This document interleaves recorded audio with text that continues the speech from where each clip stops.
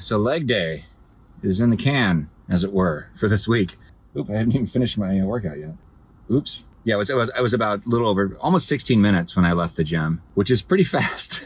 What's funny is I even was able to fit in that last elusive third routine that haven't been able to do the past 2 or 3 weeks because the machine was just always being hogged. So not this time. Actually, I upped the weight since kind of surprising since I haven't done that routine in a while. But I did, not for my squats, but for those last 2 routines, I did shorten the wait times between sets, which is one of the reasons why I got out of there a little bit sooner. Usually it takes me about 20 minutes. If I do 2-minute waits between every set, it's going to take at least 20 to 24 minutes for me to get through my routine, all 3 of my routines. So this was good though. It was kind of exhilarating.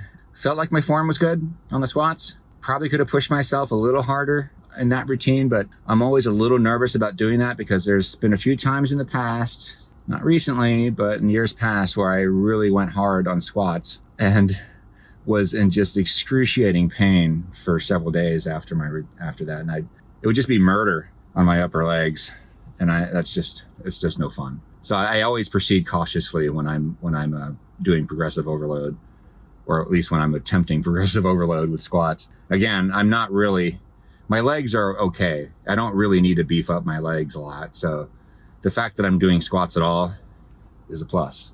Here's one thing I'm kind of maybe thinking about experimenting with. If you've been following me on this channel, I've been kind of impatient lately because my scale has not budged. It did a little bit today, but essentially I'm right back where I was, 2 weeks ago. My scale sometimes can't make up its mind. Like I'll step on it first and it'll say, 211.9.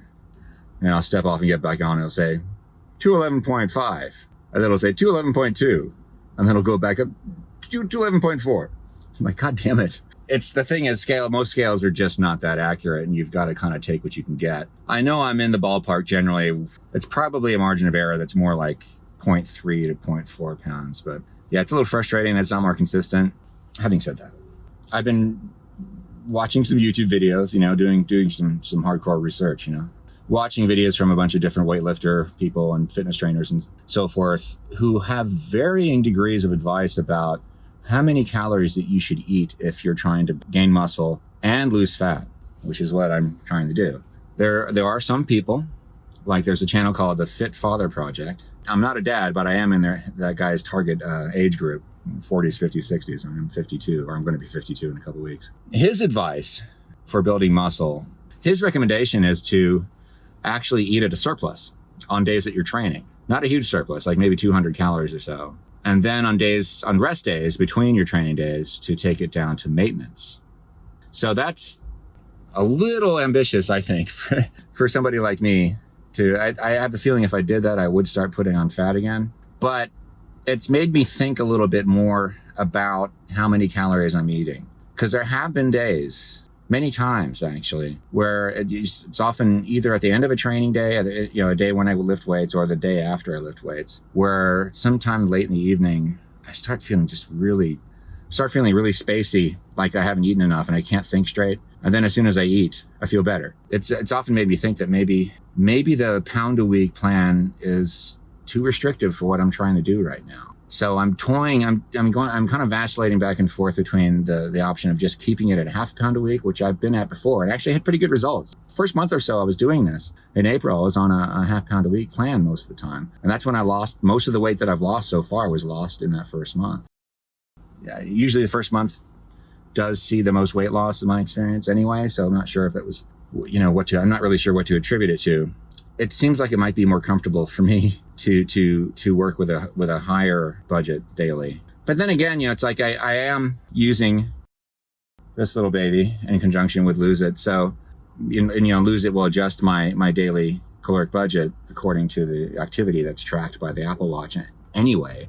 So I'm often eating more than what's strictly my maintenance calories. So I'm not really sure how much I really need to tweak it, but I think it might be safer. It might be a better idea for me to dial it back to half pound a week at least. I did actually today, I just as an experiment, I'm toying with this idea. I may not keep it here, but I did dial my goal to maintenance just for today.